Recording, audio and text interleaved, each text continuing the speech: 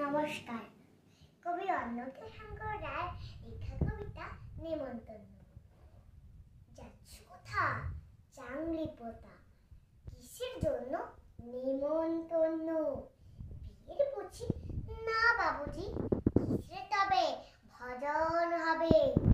শুধুই ভজন, প্রসাদ ভোজন। কেমন প্রসাদ? যা খেতে সাদ। কি খেতে চাও? ছানার পোলাও, চিকিয়ার সরপুরিয়ার, আহ কি আয়েস, রাবড়ি পায়েস, এই কে বলি ক্ষীর কদলি, বাহ কি ফলার, সবুরি কলার। এবার থামো, ফজলি আমো, আমিও যাই না মশাই। ধন্যবাদ।